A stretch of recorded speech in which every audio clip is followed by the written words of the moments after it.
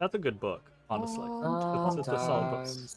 How's it going, everybody? We're back with more Dungeon of the Mad Mage. When we left our heroes, they had been heading out of the dungeon. They had spent some time with the Legion of Ezrah, establishing the kind of like the Legion going to war, a conversation with Lurkana, etc. etc. And then they headed out of the dungeon or upwards from the dungeon. And after a small little side mission, they stumbled into an unexpected encounter between the second octave and the silver dragon Nindeltath, the Shadow over Moonglade, an individual that they had freed from the confines of Dwemercor, and then sent upwards to the city of Waterdeep. And there were perhaps some issues with that, as they found out with Vajra Safar, and then Aranax, the Dragon Ward. But all things have been smoothed over, and Nindeltath is being escorted, chaperoned through the city. We'll be staying briefly with the party until such time as he can be escorted out of the city limits to an awaiting ally. And then from there, right? So we rejoin the party in the yawning portal. That's infamous tavern in Waterdeep. It is late afternoon, early evening. It is a day before midwinter. This place is pretty packed already. It's a very popular tavern in the first place, but it's also the dead of winter, and a lot of the citizens of Waterdeep just hang out and drink in the dead of winter because they don't have as much other shit to do. Side sucks. It sounds like Wisconsin. Yeah, basically. So we got that whole situation going on. You all are up here at least for a short duration of time, as Vajra, who is here, right? She just vamped up here. Is here making some sort of arrangements with Durnan. So they are off on the side of the bar, going through something. You can see another one of your friends and allies, Volothamp, is nearby, trying to kind of like eavesdrop on that conversation unsuccessfully. The second octave is off on the side. They have they've been served or are being served by Bonnie some drinks. And again, it's very clear that where Nindeltath goes, they will likely be in the shadows nearby. And then Aranax, Nindeltath flies under the radar. Oranax does not fly under the radar. Really? Oranax as a Nindeltath in his humanoid form is this fucking, old refined looking elf. Oranax is a bright red-skinned dwarf with hair that shines like the sun. Oh.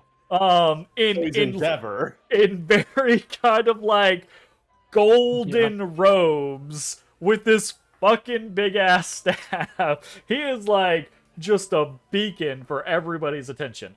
But there's a fair amount of like camaraderie and other stuff going on at your presence, right? Because you all are kind of semi-celebrities. You are probably one of the top adventuring parties that's kind of like bet upon within the Yawning Portal.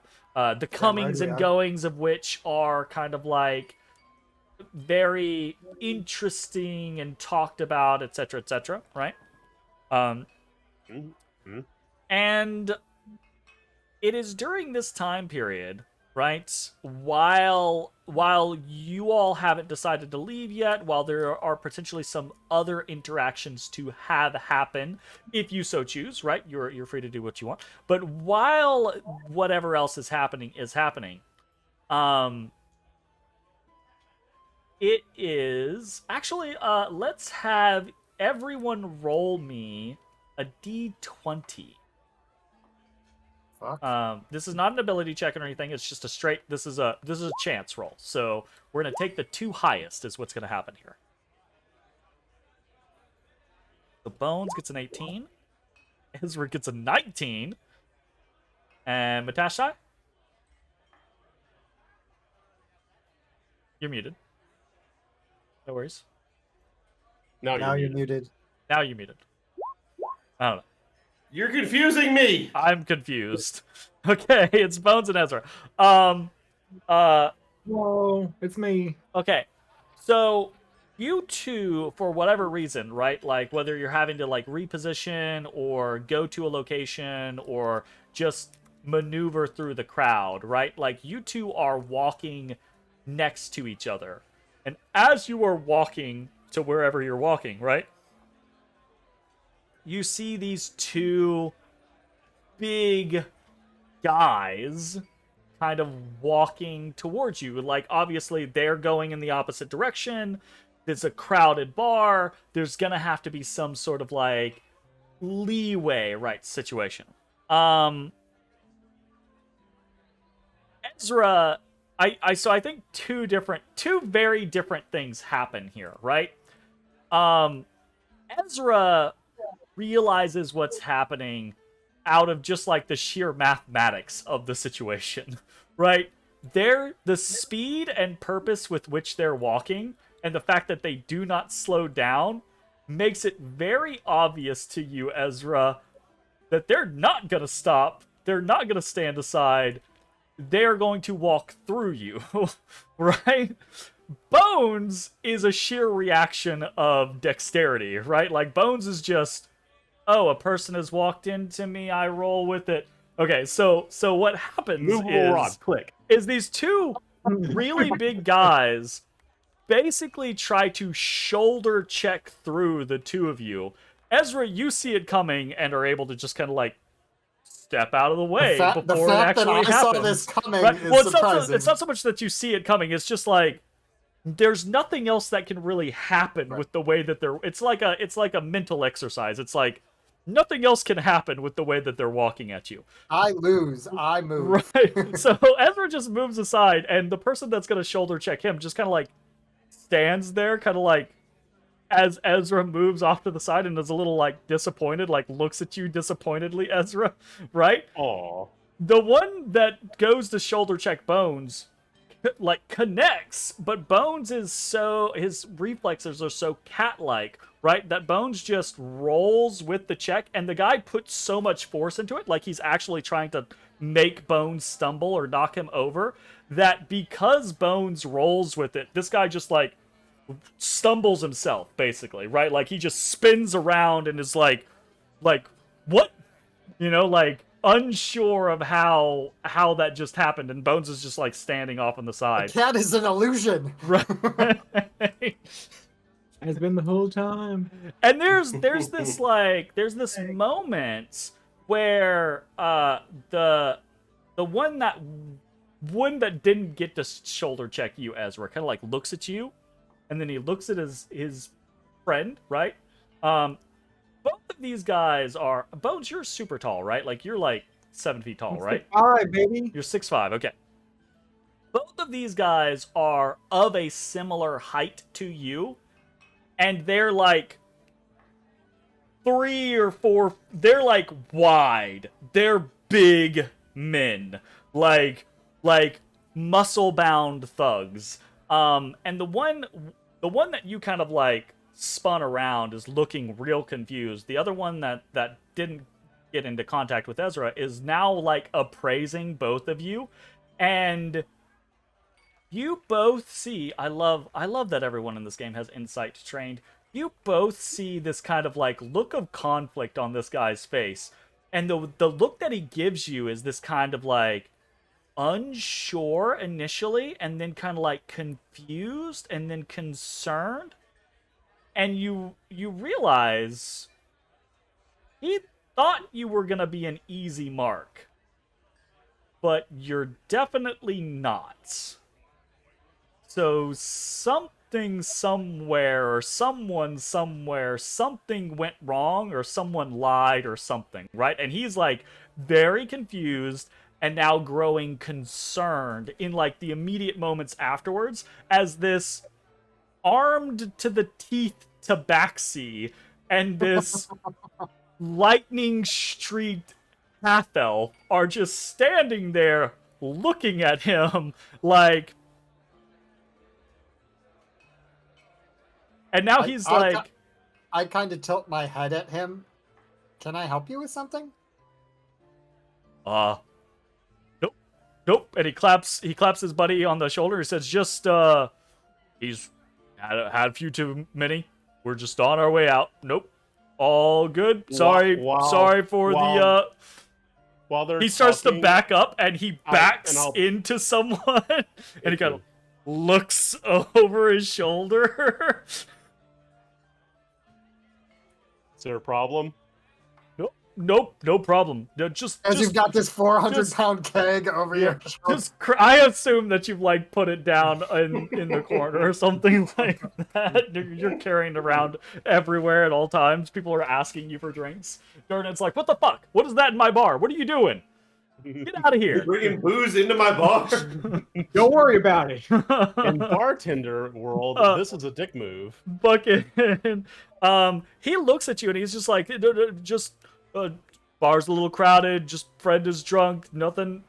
Just on our way out. Gonna make it an early night. Okay, so I squat down. I do the sloth squat. I look at his friend. Does he look drunk?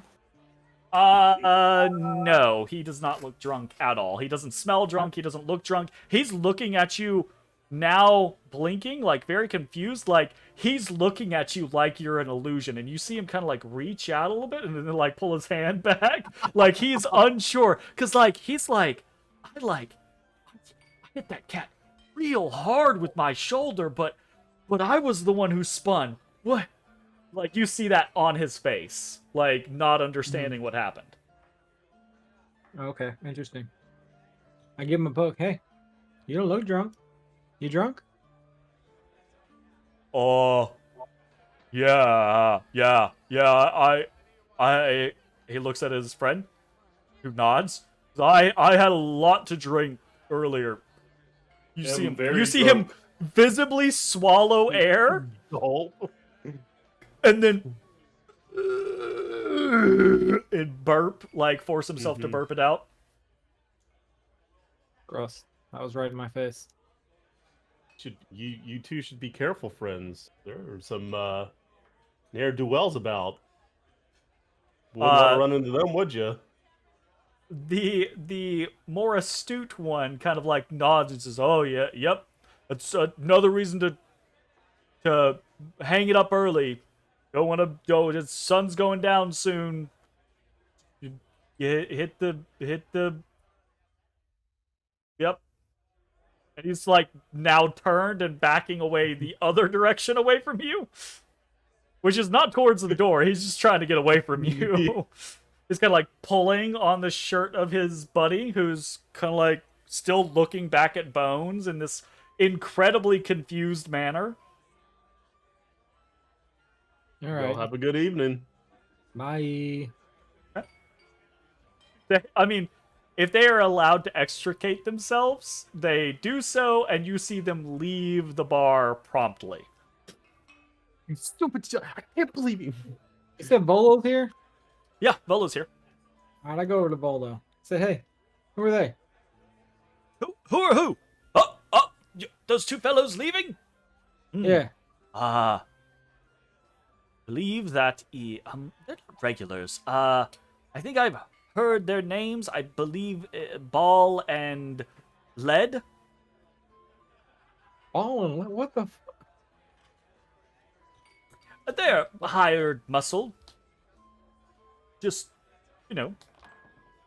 not anyone of particular note. Probably hooligans. Individuals I would not spend copious amounts of time with, but if you need a muscle job done and have some free coin, they can take care of it. Why? Yes. What's happening? What's up? I don't know. They were just Give acting me weird. the skinny. They were acting weird. They came at us. They came at you? Came at us. Ooh, that sounds very strange.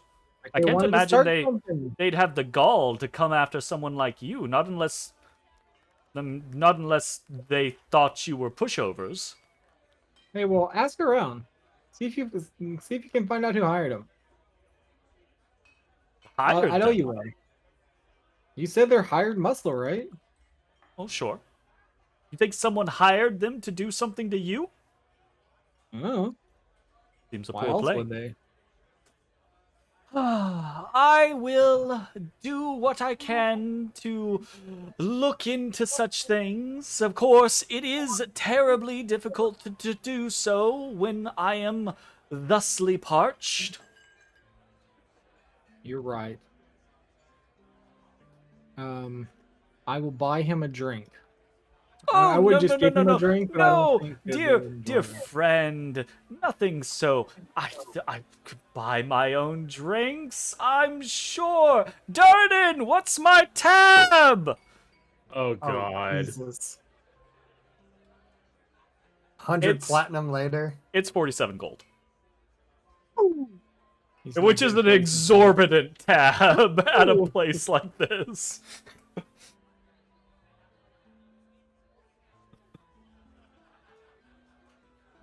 I will buy him a drink. Oh.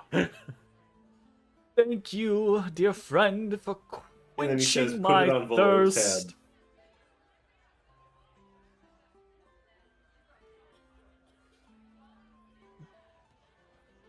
Note, Volo buys, or Bones buys Volo a drink, but does not pay his tab. No, I'm not paying his tab for this. Maybe if he delivers results. Okay. You say that? Yeah. So maybe we can take care of this if you can find out, find out what I want to know. You have purchased for him a mug of Lathander's Red, and you say that to him, he drinks the whole thing in one gulp, and slams it down, and gets up to work, and marches off into the crowd.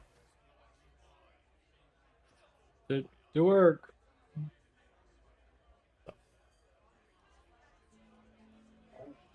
Was that like 5 silver or some shit? We'll see how that turns out. Yeah, drinks. Well, no, drinks are like 2 silver a piece here. They're pretty cheap. It depends on what you get, but we just round to 2 silver. Unless you're getting specialty liquors. Specialty liquors. Like the fire wine, which I've heard is quite tasty. Okay, anyways, other stuff happens here. Other conversations happen here.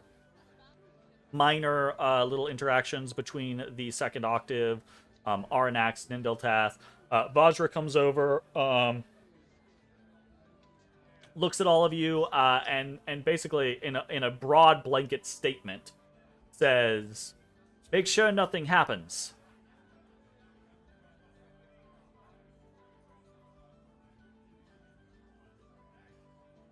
Roger. It like narrows her eyes as if that's like a less than acceptable kind of like response, and she just kind of like rolls her eyes, sighs, and she's just gone. She just teleports. She's gone. So she's out. And Oranax and Nindiltath kind of come over to you. And Oranax just looks super cheerful. And Nindiltath looks at you and he says, "It's cold. I can feel it outside." Yeah. It's winter. I thought you were good with the cooler climates. Yes, but it's been a long time. That's fine. Do you need some warmer clothes, or You see on his face, he's gonna complain about something. He's not shivering. His skin doesn't look as if it's noticed the cold in any way, shape, form, or fashion. He seems so he's gonna annoy the piss out of me. Got He it. seems brooding and moody, as if he is a dragon who has awakened after a long time to find that his children have been destroyed and life no longer holds a certain luster, right? Like, so he's just kind of in this meh, kind of like Meh. Understandably meh. phase. So, anyways, what do you guys want to do? What's the plan? Let's see. I mean, it's getting know close what time to. is it? We should Night, right? probably start making our way back to. Yeah, I It's- think we just. Yeah, at this point, it's probably about 5:30 or 6 o'clock in the evening, right? Like, so still early-ish evening, right? But it is also the dead of winter, so it's getting close to sundown, right? Does anyone have anything they need to do? Because I don't.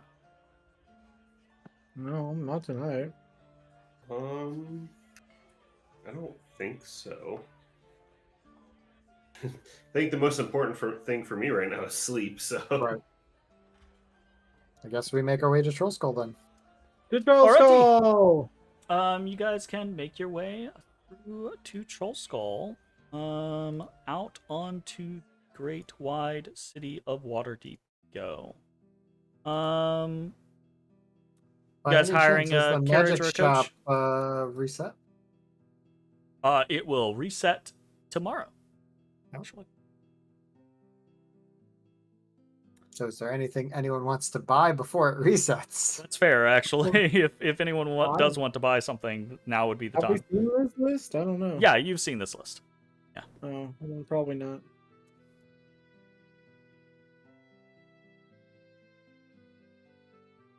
I guess I can look up the list. Trying to think of if there's yeah, I'm anything. gonna go review real quick just to make sure.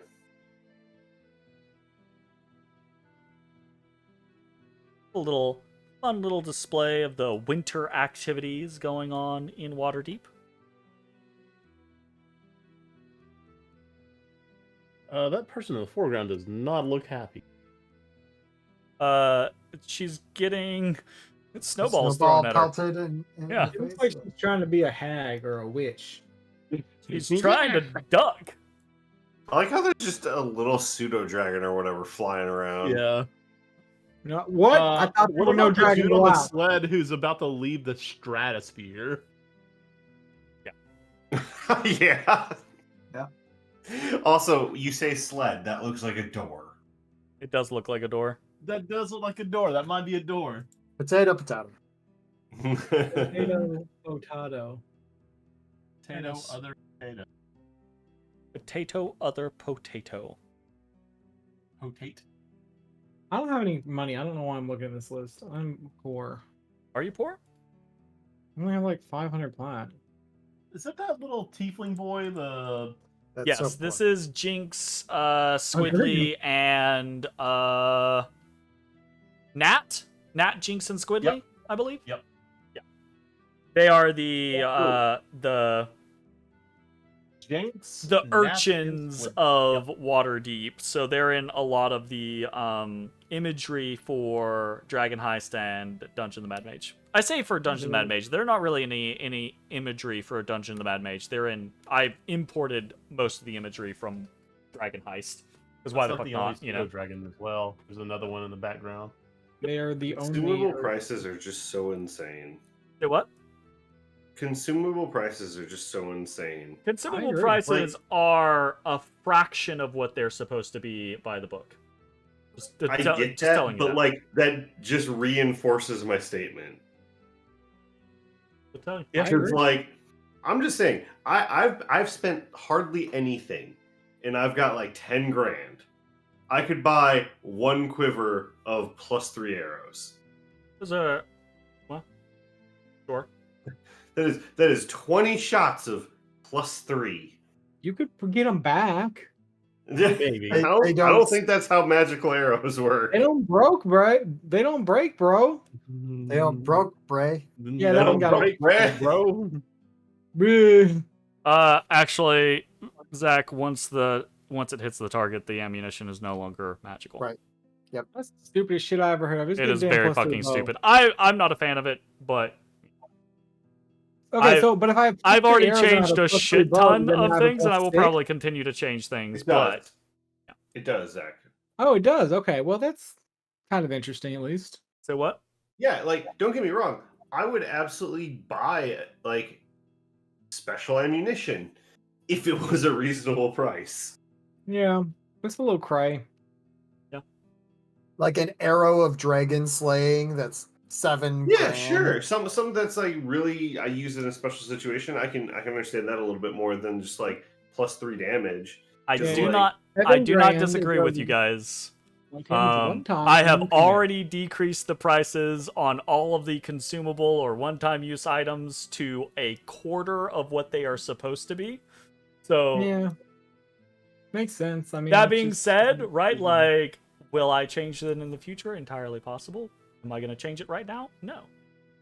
Yeah, it's fine. But It's just Jeremy, it's like a lot of the gear is good chase items, right? Like things to save up and go for. But like consumables are just never going to be bought at those prices. Well, not by us. I mean, sure. I've bought 2 consumable items.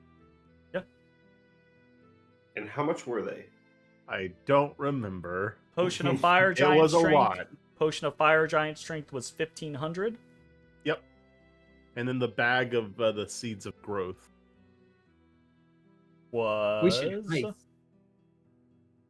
300. That wasn't bad. Those have been. I've The only issue used with those something twice. like arrows +3 is arrows +3 are considered very rare items because they're a +3 weapon, right? What because happens if that you fire plus a +3 arrow from a +2 bow? it's a +5.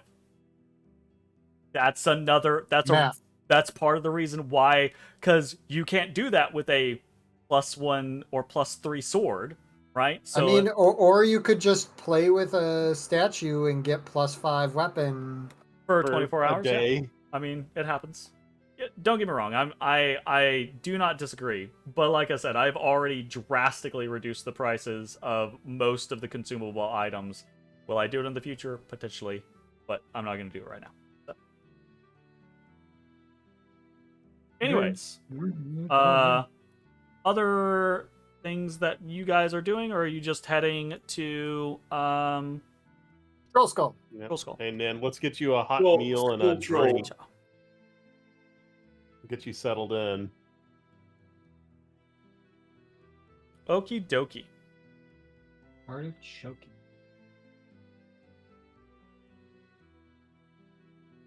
All right. You guys make your way back across the city. It is cold. There are massive snowbanks. The City of Splendors employs working crews that keep the snow off of the streets. And they actually do salt their streets. So there is the ability for transportation, but there are not a lot of people out because it's the dead of winter and people are like, fuck that noise. However, you do see small groups around and about the city, here or there, preparing for the festivities of the morrow, right? So midwinter is a somewhat big deal in the Sword Coast period, but especially in Waterdeep. So there's a lot of like little activities or little hustle and bustle or little groups of people preparing for the festivities of the morrow. So, you guys make it back to Troll Skull Alley, probably close to about 6:30 to 7. It is the sun is going down, so it's beginning to be dark. You can see the lamplighters, right, are coming around, as has been the case for some time now. The lamplighters have big like districts that they light the lamps of Waterdeep in, and they'll start at a place and end at a place same way every single night. They now start in this little district. They start at the lights of Troll's Alley. Your lamp is one of the first lamps that is lit. There is a small group of people inside Troll Skull as you arrive, because the tavern is still open currently. And you're hailed, you're greeted back. You have Oranax and Nindeltath with you. These two dragons who are, one is just very jovial and happy-go-lucky, and chatty, and the other is very glum and dour and not chatty. And yeah, you're back at home. What do you guys want to do? Or is it just straight to bed? I'd check in with Sine and drop off. Check the stock of Malarican Ale and all that shit. Let me check Did- that real quick for you. I may have missed it. Did we stop in to chat with Nindeltath? Nindeltath is with you. You haven't Yeah, okay. like I'm gonna pulled him aside to have He's like a staying the private night. conversation or anything. I'm gonna bring him over to the bar and we'll grab a drink. Yeah. Okay. And like get some like appetizers. Get him a meal. Yeah. Like he probably Yeah. hasn't eaten in a while. I'm gonna give him some apps and zerts. Yeah. Do we Get have like that? a appetizer Sure. platter. Okay. Maybe some like fish and chips. All right. Guillaume has been cooking the entire evening for people. So just one more meal added to the list. You're all welcome to food. The whole inn is active, right? Anastas is here playing music. man. Like all of the employees of the tavern are here at work, except for the individuals that don't work these active shifts, that type of situation. But yeah, you're able to sit down and have some food and drink and potentially conversation with Eltath. Ezra, you meet with Sine, go over the various scenarios that are going on with the tavern. You check on the amount of ale that you have left, and I was actually incorrect. You don't go through 1 barrel per week, you go through 2 barrels per week. And you are now at 6 barrels. So you have 3 weeks of stores left for that particular situation. So I think we drop these 3 off here and pick one up on the way down, or 2 down. Easy 2 on the peasy. way down. So simple situation. Cine reports that there's not really a whole lot to report. Things have been very calm, primarily because it's midwinter, and people are the regulars still come into the tavern. People stop in for food throughout the day, that type of situation. But it's not heavily trafficked, which is kind of to be expected in this climate and in this location of the city. But he also reports that it's perfectly acceptable, seemingly perfectly acceptable business, no cause of concern or anything like that. So Nindeltath is eating at the bar. Are you trying to broach a subject with him? Oranax, right, goes off and is immediately hanging out with Anastas and pulls out a flute and is now playing with Anastas. I don't know that I had anything specific I wanted to talk with Nindeltath. I think I was trying to give him just camaraderie, someone to chat with, because he's down and feeling kind of crappy. I'll He had hop a up on the bad other. day. Oh, sorry. Go ahead. Okay, fine. I was echoing Zach. Oh, but yeah, I'll sit on the other side of him, and I'll say, Vajra mentioned you had an ally waiting. is this someone you know? I assume she meant, and he gestures towards Matashtai. I name dropped as you kind of suggested. When there was cause for concern upon my entry into the city, I said that I was just trying to make it beyond the city and had no interest staying there, and they questioned my purpose, and I said that I intended to head to the Sword Mountains, and they asked why, and I mentioned Theradoa, and then they talked about the Sword Mountain Authority, and yada yada, and it became a whole thing. I said, none of your damn business. Right. And then they brought everyone else out. Well, let's. I couldn't even get up there. I had to stop some passerbys and have them take notice up to the city for me. Yeah, that's kind of our bad. We forgot about the wards. That completely. He kind of shrugs in a very like, it's not like it's something you have to deal with constantly. No, I guess it's not. Yeah. Well, hey, let's make sure that if you're gonna be out there on your own, let's at least get you some shit. Let's. So tomorrow, I don't know.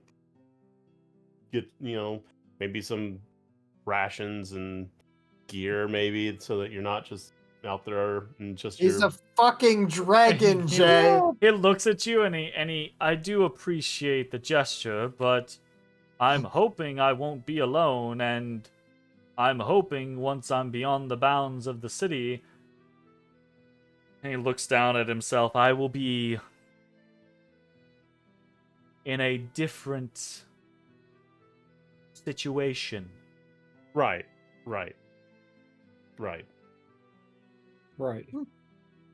Oh, Jay.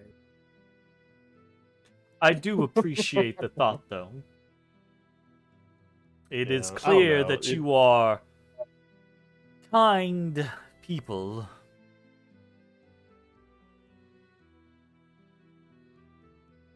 That's us. Most of us. Well, just know that even when you're gone, we're still going to be pursuing the Mad Mage. What? He kind of Halaster. like breathes in deeply. He kind of nods and he says, I think I will probably not think on it too much in coming time. Probably But smart. when I Well. do, I think that I will appreciate knowing that. Well, if I can get a clean hit on him, I'll let him know it's from you. Kind of like nods, and he kind of like seems a little uncomfortable now with the conversation. He kind of like goes back to eating. I too am uncomfortable. Oh, okay. And kind of to throw this off, Matt kind of leans in. He's like, "All right, so this is kind of random, but I gotta ask. Dragon, much larger. Gotta assume you need more food. Do you just need less food when you're in human form?" At my age, I don't need much food, period. Generally, feeding is an act of pleasure rather than necessity. If necessary, I could go for a very long time without eating. Eventually, it would impact me, but I So, cannot tell you how long it would take. like, that meal there, is that giving you sustenance, or is that just pleasure? It is Very well made.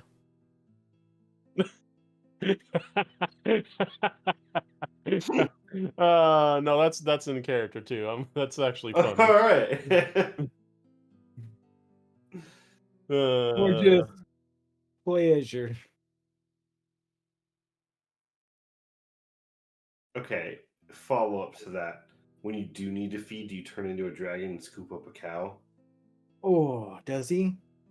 Bovine are quite acceptable. Other creatures are also fine. What's the tastiest thing you ever fed? I am particularly fond of bear. Oh, any type of bear? sun bear. I wouldn't exactly consider myself to be a connoisseur. I just know that I have enjoyed it in the past. He says, "We be bear." All right, Interesting. so if you like eat something large, are you unable to transform into your smaller humanoid form until you digest it? Is it like a python where you ate something too big? I've never Just- really needed to worry about that, so I'm not 100% sure. When I eat, I do feel full, but it's not uncomfortably so. And when I am full in this form and I shift into my dragon form, I do not then become unfull. So I assume it would work the other way around. I've never just been like gorging on a cow and then had to be like, oh shit, gotta take human form. Just turn into a humanoid. Which, by the way, this in is the not how shape of a cow. Nindel talks. Sorry. I'm kind of like out of my roleplay in this particular moment because Follow-up this is question. a very strange. So obviously, based on what we saw from, I can't remember Gold Dragon's name, Oranax. Or an axe, yeah. Yeah. Obviously, Oranax looks like a dwarf, and you look like an elf, right? Elf. The form I prefer to take is of a half-elven. Why? I met a man a long time ago, and I thought he was a very interesting individual. Do you remember his name by any chance? Unfortunately, I do not. It has been... Nindelta. I'm unsure how long. I was very young at the time. A wormling.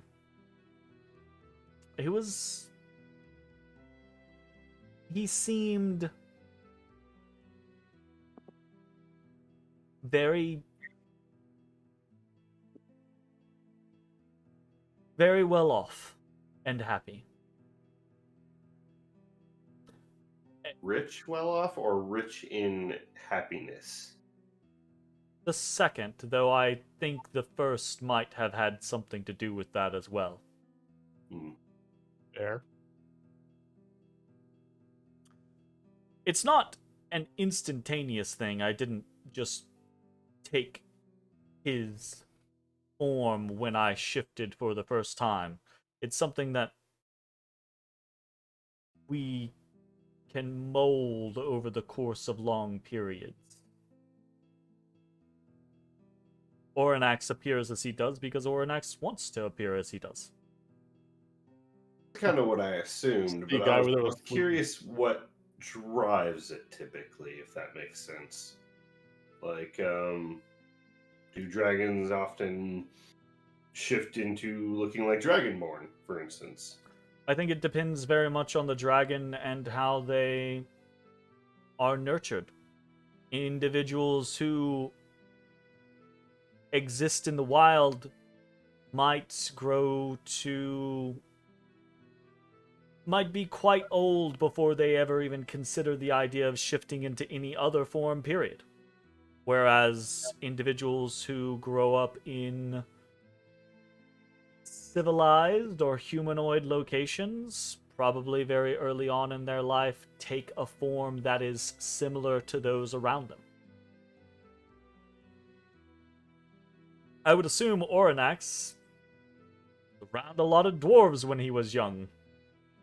Okay. Last silly question, and then I'm done, and I'll quit bothering you. I don't believe any of these are silly questions. You're just curious. So, can you shift into, like, anything? I personally have the ability to take on forms. You see he kind of like, his jaw clicks a little bit and his face kind of like begins to slightly change into your face, right? Okay. But that is a personal skill that I have cultivated over time. I do not believe that is a skill of every individual of my kind. Are they powerful enough to do it eventually? Sure. Do they have the wherewithal and understanding? Not necessarily. Well, I guess more of what I was getting at is it always humanoid? Do dragons turn into animals? Insects? Do I have to worry about slapping a mosquito and it turning into a dragon? He looks at you and he says, in theory, yes, you do. Actually, I'm not going to tell you no, you don't have to worry about that, because could it happen? Yes, it could happen. Is it likely to happen? I think not. Could I, for instance, change my shape into something non-humanoid? I could. It would be more difficult, far more strenuous. It is not something I could just do on a whim. Could others potentially do it on a whim? Mayhaps. It's somewhat of a question of why they would want to. Our natural forms are dragons, which provide a lot of benefits, and the point of taking a different form tends to be taking a human form so we can fit into humanoid situations. I don't know that I've ever had a situation where I needed to fit into a non-humanoid, non-dragon situation. Fair enough. Now I'm just picturing a dragon eating a cow and then immediately turning into a fly and killing himself because it just... Jesus. Like, I wouldn't need to turn into a cow to go amongst the cows and surprise a cow to eat it. I just fly down and eat it, right? And then after I fly down and eat it... How sick would that be? Yeah. After I fly down and eat it, I have no interest in then turning into it to take its place in the herd. Right? So, like, I'm not sure why. Could someone? Could a dragon? Probably, yes. Well, so that was kind of back to my original question where, like, when you're in humanoid form, does food fill you? Because if you turn into a mosquito and you suck the blood of something, you could fill yourself up really easily and then shift back into dragon form. If I eat while I am... This food feels filling. And if I were to go outside and shift into my real form, I believe I would still feel full.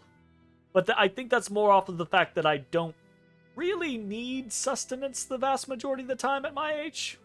If I were much younger, it might be different. So more hungry the younger you are. Interesting. Well, at that point, we actually need the food to grow. Makes sense. Yeah. Though, I mean...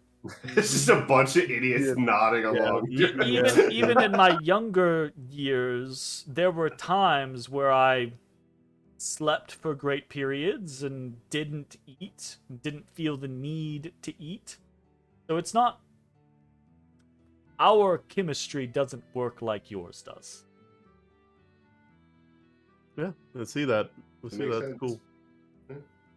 never had the opportunity to really like sit down and ask a dragon questions. It's kind of Cine yelps, and there's a small commotion, and then Cine, Annelwing, and Thernarv are running buckets over to the corner of the room and throwing Oh no! buckets of water onto the wall of the corner of the room over by the Lighten up the entertainment bar. scenario. You can see Oh, part of the wall is no. scorched over by where Aranax was. just from his hair being. And he's looking like real sheepish, like, oops, kind of scenario. But no one can really tell you what happened. Everyone's just like, there was just suddenly fire. Suddenly fire. Hey, we keep it lively around here, don't we? Did we get that insurance? The regulars are fully entertained. They love this type of stuff. Every time you guys are in, the regulars have a field day. People are asking questions. They ask about trophies. Oh, trophies. Oh yeah. I forgot about Start this. pointing I out actually all the shit that we have on our wall. Oh, did we bring up any new stuff to add? Yeah, to I the think bar? we did. Did we? No, we've already brought up the giant like Yuan-Ti scimitars, right? That's Yeah, we actually brought those something up. that I need a roll from Bones. I need a D20 roll Whoa. from Bones. What am I rolling for? Whether or not the twin bronze scimitars of the Vrail Olo are a successful trophy or not. Okay. What am I rolling? Just D20. You want above a 10. Sweet. How about a 10? rolled a 10. It's above a 10. I think Pizza, that's a no. I think it's 1 through 10, 11 through 20. Oh, So, well. It is what it is. sometime during this evening, Anastas comes to you, Bones, and is like, "Hey, people keep asking about those." They point out the scimitars, and they're like, it doesn't really feel like they're like really sticking. Like, could you like mind like sitting with me and like telling me like a little bit of the story of what, because then maybe I can make a song about it, and then people will be more into them, and you know. Yes, I will do that. So Anastas, when they're not playing, right? Anastas actually spends some time writing down kind of like the story of your battle against not the Sethian Scourges, right? But like the guardians of the Temple of the Vrail Olo, right? And it's kind of a short story, so you kind of have to ad-lib a little bit, right? Or add in stuff about the Sethian Scourges. But after a little bit, Anastas is like, okay, I'll work with this. I'll workshop it and circle back around, and we'll see what we can do. All right, circle back around. So, the night continues. You all are free to have any other conversations or do any other things that you want. However, if you are ready to go to bed, we can do that. We can execute on that. Cine will tell you the tavern is closed tomorrow for midwinter, right? However, they plan on having a celebration. They being several members of the staff, as well as a few regulars, and then some other individuals that have been invited, intend on having a celebration tomorrow evening at the tavern, right? And Guillaume, who will not be in attendance because he has other things that he's doing, he has already prepared food and stuff like that, some food for that instance, and then the people who are going to be it's gonna kind of be like a semi-potluck style thing. They're gonna bring things, so that is already planned. That is in accordance with what's going on. Is there anything else that anybody wants to do? Any conversations that need to be had? Anything that you're trying to accomplish? I assume with that conversation, there hasn't been anything that came up that was newsworthy from Cine. Not especially, no. It's only been a handful of days, and like I said, it's been very quiet days, so everything has been mostly fine. Cool. Okay. Good. All right. Well, I think we're good for bed then. Yeah. Where are you putting Oranax and Nindeltath? Well, I would say in mine, but mine's like a cot in the attic. I don't know if he. I mean, we've got the You- lounge area. Yeah, outside you of have my room, couches too. and things like that. Yeah. You have a quite lovely lounge area that Rainair helped kind of like furnish. Right? Mhm. So it's perfectly acceptable for guests. So you don't have to give up a room or anything like that. It's just up to you guys if you guys want to do any specific situations. Going I'm good once? with the lounge area. Yeah, Assuming let 'em they lounge don't up. light it all on fire. Yeah. And I was gonna say, Nindeltath do kind we of put Oranax in a bathtub? Nindeltath kind of gives you this scenario of like, I'll probably be up for a while. He sleeps. I'll watch him. Make sure nothing happens. We got a night watchman. He'll be okay. She'll let us know if something gets on fire. Yeah, I mean, Leandri is at work doing the duty. She shows up a little while later and it's like, who the fuck are these two? Right? Like, very like, you know. Anyways, I think that is pretty good. You guys go to sleep. You benefit from a full rest. Nothing especially crazy happens in the middle of the night.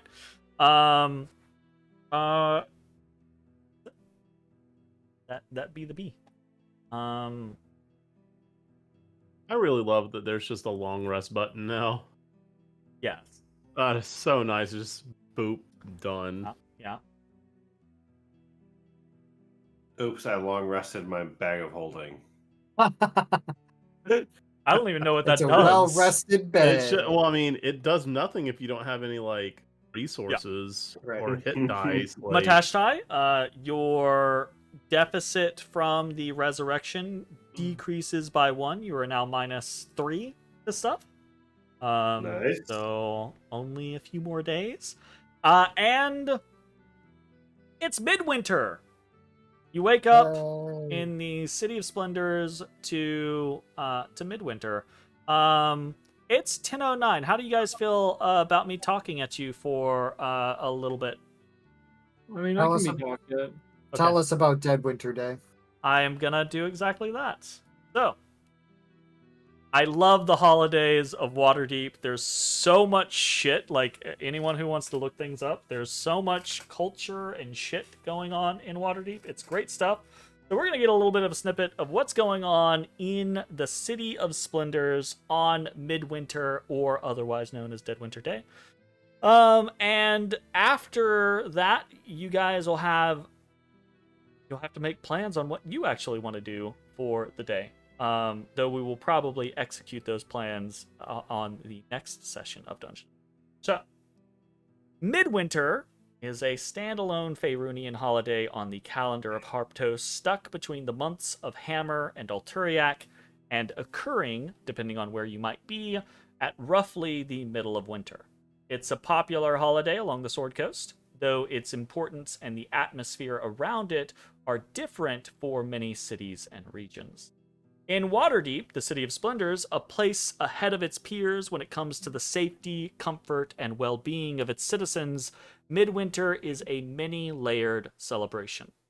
Many different events, both public and private, are held throughout the city, and much of high society, from wealthy merchants, earnest officials, and powerful nobles, use it as a day to make or reforge alliances and partnerships.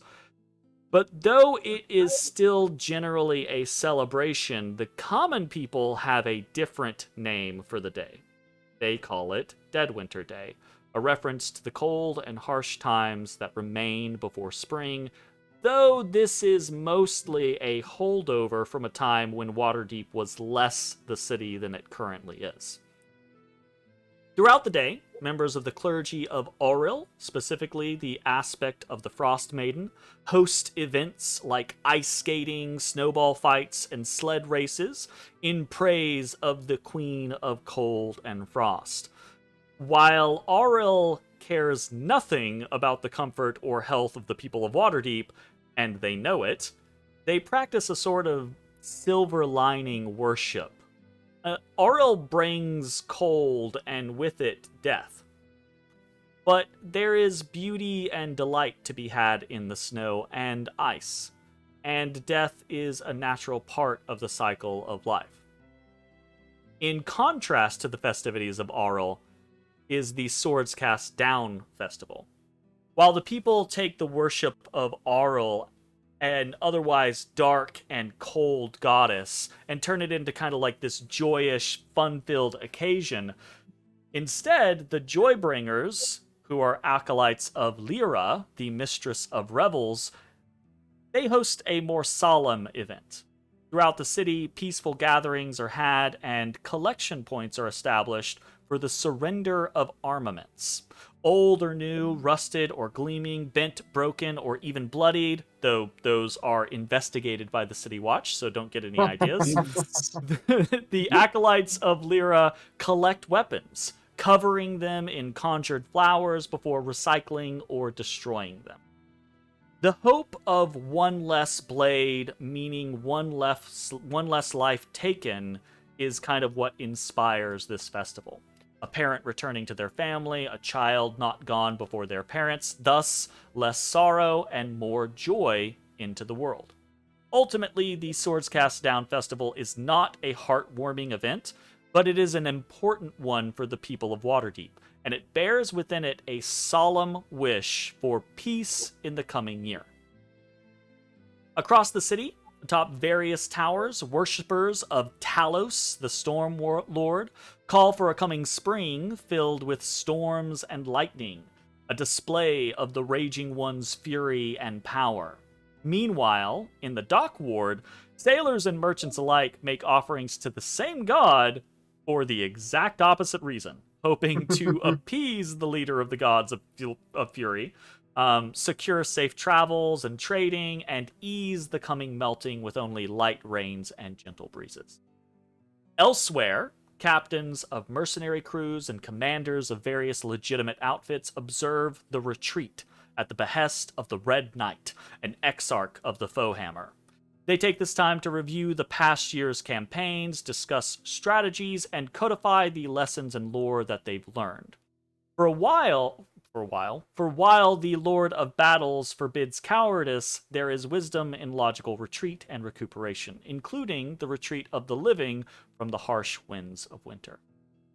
The Night of Midwinter in Waterdeep ends in a somewhat strange and unexpected celebration, at least for those who are not from the lands in close proximity to the High Forest. For on the night of Deadwinter Day, the City of Splendors holds small gatherings dedicated to Shialia, the dancer in the glades. These gatherings are marked by feasting, dancing, and singing throughout Waterdeep, with the myriad pets and work animals of the city held as the guests of honor.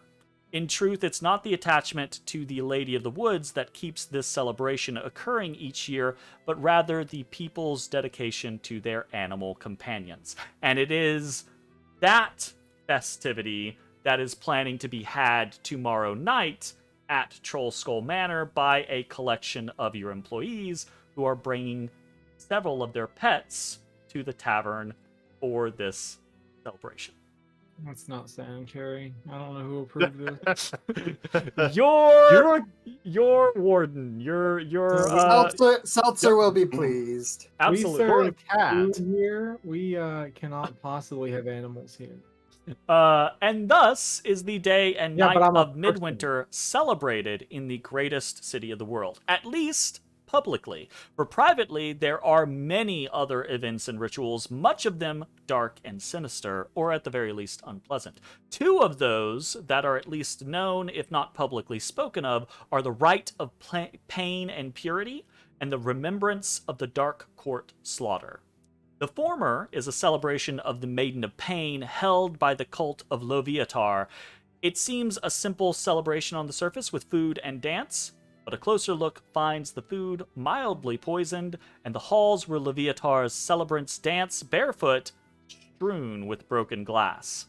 For the Scourge Mistress brooks no pleasure that does not come through pain. The latter is no celebration, but a remembrance of the cause of the apotheosis of the elven god of revenge and loss. Shevarash. The Dark Court slaughter was a horrible massacre performed by an army of drow and dwargar against a gathering of elves and dwarves. Shevarash, one of the few survivors, was so driven by his loss and thirst for vengeance that he became the Night Hunter. And as he swore to Corellin when he becoming a god or demigod, so do his followers swear to him on the night of midwinter, to neither smile nor laugh until the Spider Queen and other dark drow gods and their followers are destroyed. A task that has not happened in the many thousands of years since the Dark Court slaughter. I believe thousands of years. And though, friends, that seems like a lot, we could keep discussing the myriad events and gatherings and festivities for the whole day of midwinter, for the City of Splendors is such a mixture of people and culture that each individual version of the events we've discussed have its own twists, flares, and inclusions. And that's besides any events or celebrations that have gone unmentioned, smaller family traditions, cultural festivities, or rituals from far-off lands that have made their way to this great city. So, that is to say, a bunch of shit is going to happen tomorrow during midwinter, and you guys are more than welcome to get yourselves involved in whatever you want of it, or none of it. It's entirely up to you. So, I think at that point that is a pretty decent place for us to go ahead, unless someone has something that they want to broach now. Going once? Going twice? Good. Okay. That, I think, is a pretty good place for us to go ahead and end tonight's episode. Next time we play, it will be on the day of midwinter. And we'll do a couple of different things. One, I'm going to make available between now and then the new the new shop list to the players. Yay. So they'll have access to that. Magic items! Yay! That we can't afford! It depends. Yeah, we haven't gotten Infusion of Gold in a while. We gotta work on that. And then there will also be, other downtime things, etc., that we'll cover. But ultimately, the scenario will be experience midwinter and whatever you guys want to do with that. Deal with the Nindeltath situation, however that needs to be dealt with. And then, I presume, unless other things happen instead, which is perfectly fine, going off script is okay, I tell myself. Don't tell them there's a script. Otherwise, I guess you guys are gonna have to figure out something to do with Dalcor, the region of dreams. Have to see what happens. Gotta fix with our alien situation. Gotta fix the alien. Right. Gotta save our alien ghost friend. Yeah, exactly. Anyways, that is gonna be it for tonight's episode of Dungeons & Mad Mage. Thanks for watching. We'll see you next time. Bye, everybody. Bye, guys. Goodbye. Bye. Hey everybody, thanks for watching. If you enjoyed the video, consider leaving a like, commenting, or subscribing. It really helps me out.